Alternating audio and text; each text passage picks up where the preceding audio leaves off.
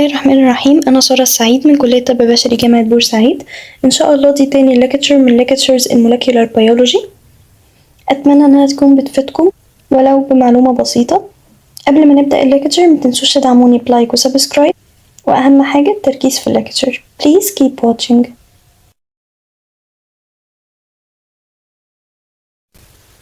إن شاء الله موضوعنا النهاردة هو ال DNA replication. أول حاجة، يعني إيه DNA replication؟ وليه أصلا بعمل DNA replication؟ وإمتى بعمل ال DNA replication؟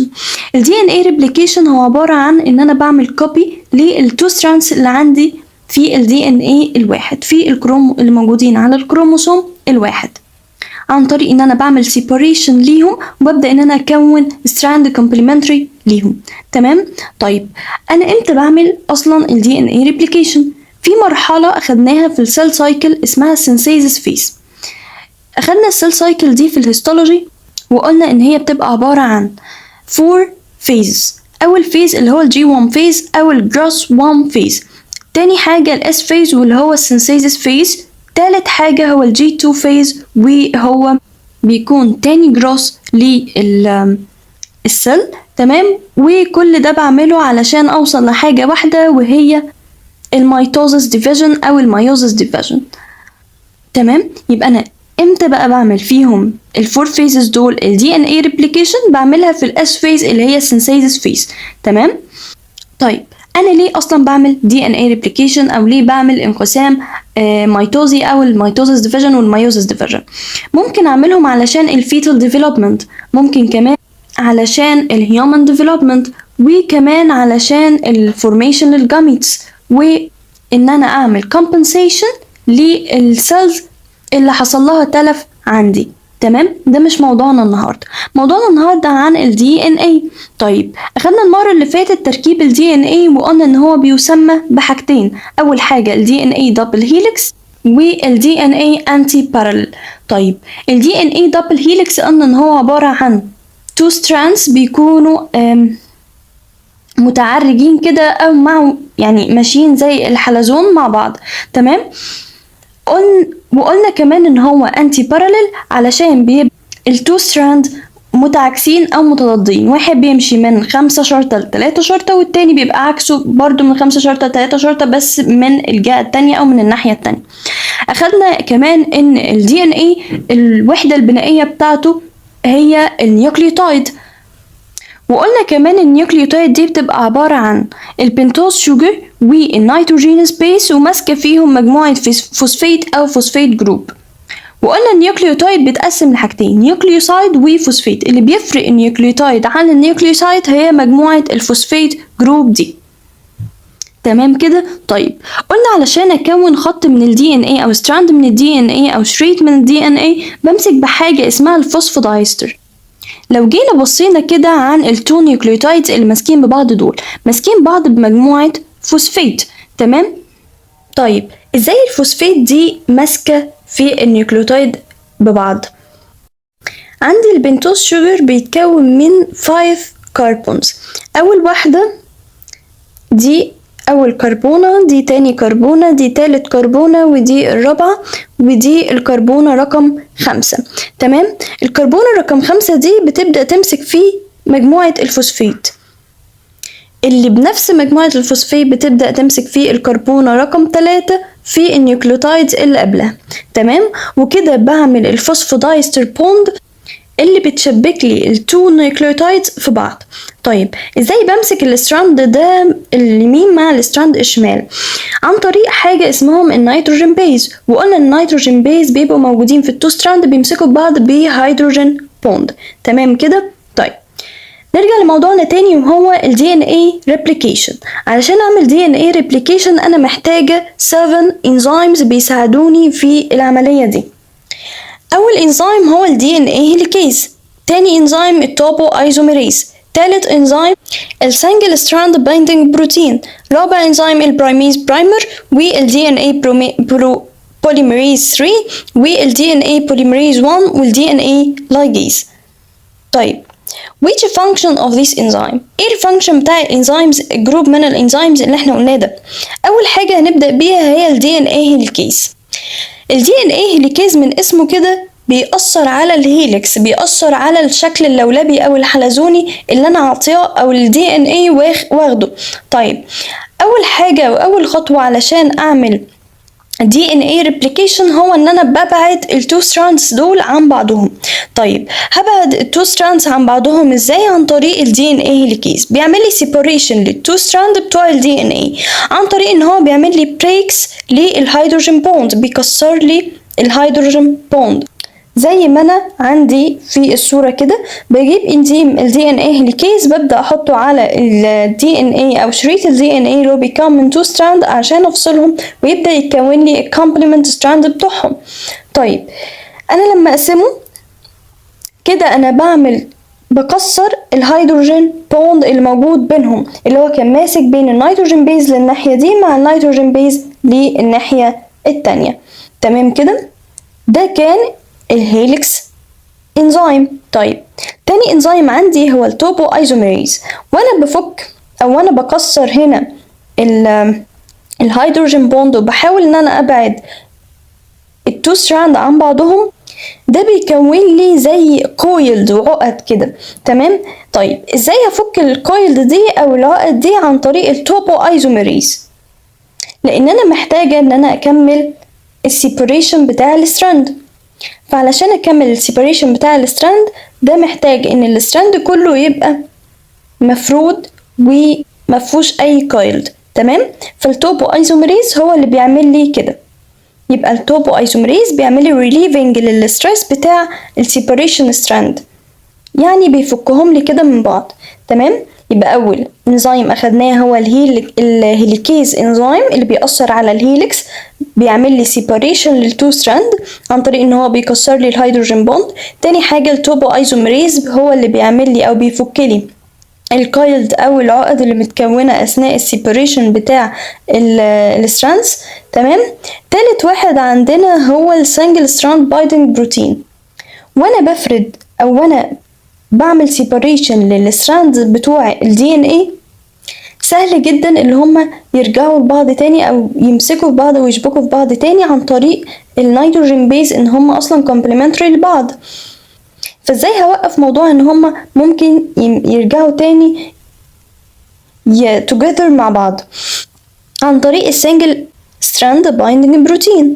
بيعمل كيبنج للدبل ستراند ان هما يفضلوا ايه سيباريشن عن طريق ان انا بحط كده، بيبقى عبارة عن زي قطع بروتين كده بحطها على الستراند بتاعي او التو ستراند بتوعي، يفصلوا لي الاتنين عن بعض بحيث ان هم ما يقدروش ايه يرجعوا يمسكوا في بعض او يشبكوا في بعض تاني.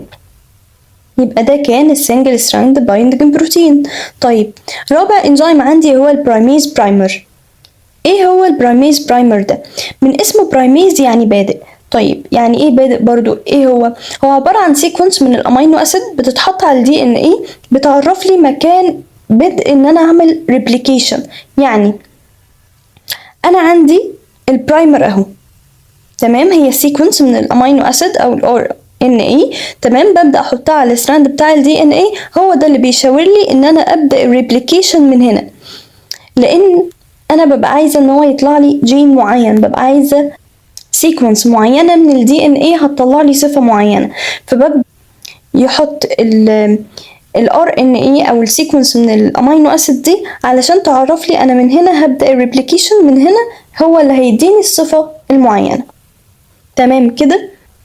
يبقى عندي البرايميز برايمر هو عبارة عن سيكونس من الامينو اسيد بتكون RNA directed to start replication، بتشير لي ان انا من هنا هبدأ الايه الريبليكيشن. تمام. بعد كده عندي DNA polymerase 3. من اسمه بوليمر بيكون لي الستراند، هو اللي بيعمل لي building للنيو complementary strand. طيب ال DNA polymerase 3 ده ليه صفات معينة او بيشتغل بطريقة معينة. اول حاجة ان هو بيمشي في مسار 5 شرطة ل 3 شرطة بس، او 5 برايم to 3 برايم، يعني ما ينفعش يعمل لي complementary strand من 3 برايم ل 5 برايم. طيب ازاي؟ انا مثلا عندي الشريط ده او الستراند ده ماشي اصلا من 3 شرطة ل5 شرطة، يبقى الكومبلمنتري ستراند بتاعه هيبقى من 5 شرطة ل 3 شرطة، فبالتالي كده هيشتغل البوليميريز 3 او الدي ان اي بوليميريز 3 بسهولة، لان هو اصلا شرطه ان هو يشتغل من 5 شرطة ل3 شرطة. اما لو جيت هنا الستراند ده اصلا من 5 شرطة ل3 شرطة، فبالتالي الكومبلمنتري ستراند بتاعه هيبقى من 3 شرطة ل5 شرطة، فده مش هيشتغل في الدي ان اي بوليميريز زي التاني. طيب هنعمل ايه؟ هيبدأ يشتغل من خط 5 شرطة ل3 شرطة، هيحط لي مجموعة برايمز في الاتجاه المعاكس، يعني مش هيشتغل من كده، لا هيشتغل في الانتي بارالل الاتجاه المعاكس ليه علشان يمشي لي من 5 شرطة ل3 شرطة. طب هيمشي طبيعي كده؟ لا، هيبدأ يحط قطعة من البرايمز، ودي هيعمل لي زي سيكونس كده من الكومبلمنتري ستراند، تمام، علشان يمشي ايه مظبوط. طيب بس كده انا باقي عندي قطع من البرايم مفيش مكانها complementary strand، هعمل فيها ايه؟ ده هيبقى وظيفة ال DNA polymerase 1، هيبدأ يعوض الفراغ اللي موجود في البرايم او مكان البرايمز دي اللي انا حطيتها. يعني ايه؟ يعني هيبدأ يملالي الاماكن بتاعة البرايمز دي بسيكونس من النيوكليوتايد اللي موجودة عشان تكون لي ال DNA. يبقى تاني كده انا اخدت ال DNA polymerase 3 ان هو بيعمل لي building للcomplementary strand، من شروطه ان هو بيبدأ من 5 شرطة ل3 شرطة، ما ينفعش يمشي العكس من 3 شرطة ل5 شرطة. طب لو في complementary strand هيمشي من 3 شرطة ل5 شرطة، بيبدأ يحط لي برايمز علشان يمشي في الانتي بارالل ويكون لي الكومبلمنتري ستراند عادي. طيب في مكان البرايمز اللي هو حطها لي دي فاضي، مفهوش دي ان اي، مفهوش نيوكليوتايدز. طيب هسيبه كده؟ لا، هيشتغل ال DNA polymerase 1، هيعمل لي replacing للبرايمر سيكونس، هيبدلها بنيوكليوتايد سيكونس اللي هو من ال DNA علشان الشريط او الكومبلمنتري ستراند يبقى كامل. طيب هو عوض لي وحط لي اجزاء من النيوكليوتايدز عشان ان هي تكمل الستراند، هل هسيبه كده؟ مش هيبدأ ان هو يلزق في بعض، مش هيبقى ماسك في بعضه. طيب همسكه بايه؟ همسكه باللايجيز، هو ده اللي بيعمل لي ميك شور للنيوكليوتايدز ان هي ماسكه joined together كويس، علشان يكون لي ايه؟ يكون لي الدبل ستراند يكونوا كويسين. يبقى لو جينا نعيد كده في الرسمة دي اللي احنا عملناه، أول حاجة استخدمنا انزيم الهيليكيز اللي بيشتغل لي على الهيليكس، بيعمل لي separation للتو ستراند اللي عندي في شريط ال DNA. طيب بعد كده وانا بعمل separation بيبدأ يتكون لي coiled أو عقد كده في الايه الستراند بتاع ال DNA. طيب هفكه ازاي علشان اكمل الستراند كاملة؟ عن طريق انزيم التوبو ايزوميريز، هو ده اللي هيفك لي التعقيدات اللي اتكونت بسبب ايه؟ الهيليكيز انزيم. طيب بعد كده لو انا سبت التو ستراند كده مفكوكين وسبتهم كده، هيبدأ ان هما يرجعوا تاني يشبكوا في بعض او يجوينتوا together بتكوين الهيدروجين بوند بين النيتروجين بيس، وهيرجع الدبل ستراند مع بعض تاني. طب انا هحل المشكلة دي ازاي؟ عن طريق ان انا بضيف انزيم اسمه سنجل ستراند بايندينج بروتين، ده بيمنع ان انا يحصل تقارب بين التو ستراند مع بعض. طيب بعد كده انا عايزه ابدا اشتغل في الهدف بتاعي. هنا بقى هيجي دور البرايميز برايمر، وهو عباره عن سيكونس من الامينو البروتين، تمام، اللي بتشاور لي او بتعرف لي ان انا من هنا هبدا عمليه الريبليكيشن. طيب انا عرفت مكان بدء عمليه الريبليكيشن وخلاص، ده المكان اللي انا هبدا فيه. هيبدا بعد كده يجي لي دور الدي ان اي بوليميريز 3 علشان عايزه اكون ايه؟ الستراند الكومبلمنتري ستراند بتاعي. طيب ال DNA polymerase 3 هيبدأ ان هو يكون لي complementary strand للتو ستراندز اللي عندي، من شروطه ان هو بيمشي من 5 شرطة ل3 شرطة، فالشريط اللي الكومبلمنتري ستراند بتاعه هيكون من 5 شرطة ل3 شرطة هيمشي فيه تمام. طيب لو الشريط من 3 شرطة ل5 شرطة هيمشي انتي بارالل عكس ما هو بيمشي اصلا. طيب هيعمل كده ازاي؟ عن طريق ان هو هيحط لي some primes، تمام، هيبدأ من عندهم الشغل، هيبقى سيكونس كده من ال DNA، تمام، بس على هيئة ايه؟ سيكونس. بيسمى البرايمر ده الاوكازاكي فراجمنتس، تمام، نسينا نقول المعلومة دي فوق. بس السيكونس من البرايمز دول بيسمى الاوكازاكي فراجمنتس، تمام، على اسم العالمة اللي اكتشفت الموضوع ده، تمام. طيب مكان البرايمز هيبدأ يكون فيه فراغات ما فيهاش دي ان ايه. طيب هيحصل ايه؟ هيجي دور الدي ان ايه بوليمريز 1 هو اللي هيبدل لي السيكونس بتاعت البرايمر بسيكونس من الدي ان ايه، تمام. طيب علشان الزقهم في بعض هيبدأ يجي دور الدي ان ايه لايجيز هو اللي بيعمل لي شور للنيوكليوتايدز ان هي joined together كويس، تمام كده. كده نكون خلصنا ال DNA replication في وقت بسيط وبطريقة سهلة. أتمنى إنها تكون فادتكم. ما تنسوش تدعموني بلايك وسبسكرايب و thank you for watching.